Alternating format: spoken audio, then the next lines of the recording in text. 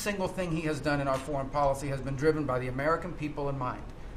And I can go down the list. Why has he focused on mass migration? It's very simple, because no country is safe if you can just walk in without us knowing who you are into your country. We've seen the destruction that that's wreaking, not just in our own country, but the impact that it's having in Europe and in many other parts of the world. You talk about trade deals and the trade situation has been involved in. People, all this reporting on it. It's very simple. The president views the last 40 years as an era of which American workers and American farmers have been ripped off.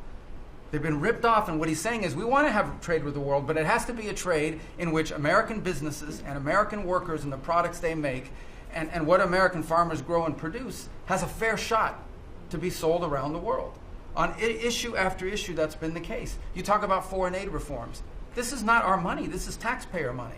When the president has said, we're going to do foreign aid, but we're going to do foreign aid for countries that are aligned with the United States and in a way that doesn't waste the taxpayers' money.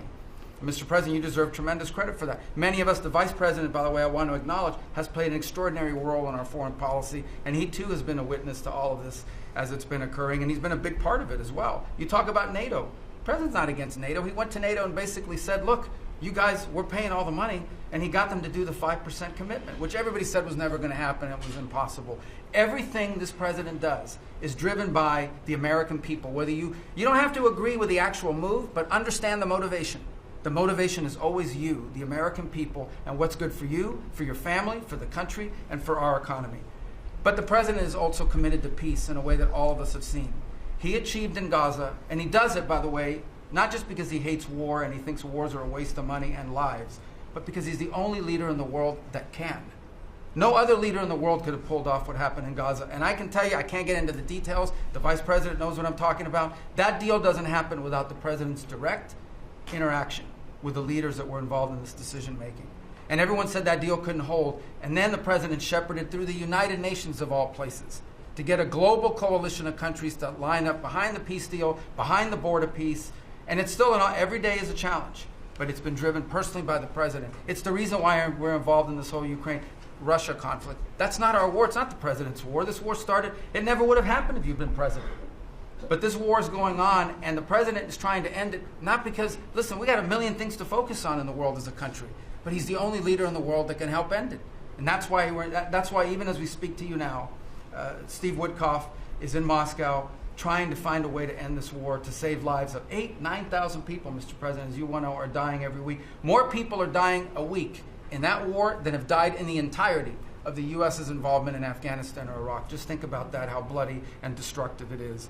The president's taken on this issue of Sudan personally, not send out deputies to do it.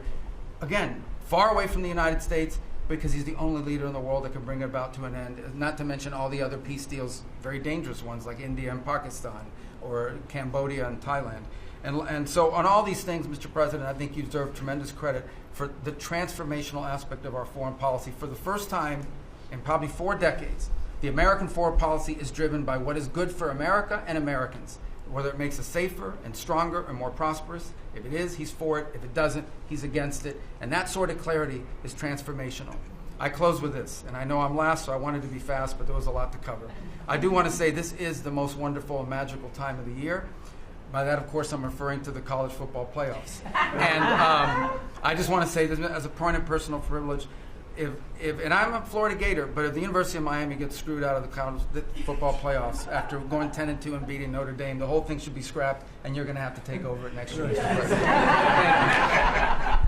great. Well, thank you all very much. It's terrific.